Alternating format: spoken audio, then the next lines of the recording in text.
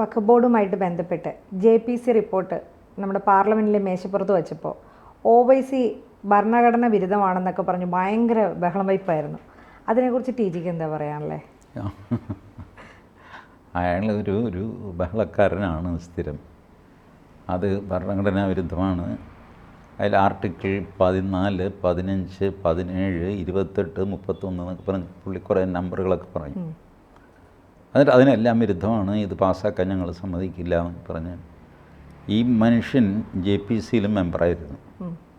അങ്ങേർക്ക് പറയാനുള്ളത് അവിടെ പറഞ്ഞിട്ടുണ്ട്. ആ പറഞ്ഞതും കൂടെ ചേർത്തുള്ളതാണ് JPC റിപ്പോർട്ട്. ഇവരുടെ എല്ലാം വിയോജനക്കുറിപ്പുകൾ. അപ്പോൾ എൻ്റെ വിയോജനക്കുറിപ്പ് ചേർത്തിട്ടില്ല എന്നൊക്കെ പറഞ്ഞു.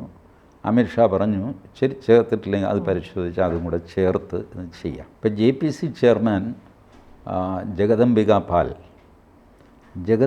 പാൽ പറഞ്ഞു ചേർക്കാൻ പറ്റാത്ത കുറേ പോർഷനുണ്ട്. അത് ഇവർ പറഞ്ഞ ചീത്തയും അശ്ലീലവുമാണ്.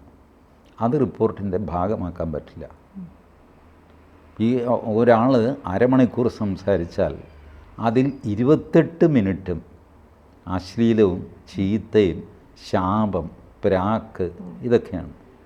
ഇത് പാർലമെൻറ്റിൽ വയ്ക്കുന്നത് എങ്ങനെയാണ്? അതുകൊണ്ട് ആ 28 മിനിറ്റ് ഞാൻ കളഞ്ഞു. അവസാനത്തെ 2 മിനിറ്റിൽ അയാൾ പറഞ്ഞതിൽ എന്തെങ്കിലും കണ്ടൻറ് ഉണ്ടെങ്കിൽ അത് ഞാൻ ചേർക്കും. അത് ചേർത്തിട്ടുമുണ്ട്. ഇനി മറ്റതും കൂടെ ചേർക്കണമെങ്കിൽ എനിക്ക് വിരോധമില്ല. പക്ഷേ പാർലമെൻ്ററി നടപടികൾക്ക് വിരുദ്ധമാണത് എന്ന് ജഗദംബിക പാൽ ഏതായാലും അത് പരിശോധിക്കാമെന്നൊക്കെ പറഞ്ഞിട്ടുണ്ട്.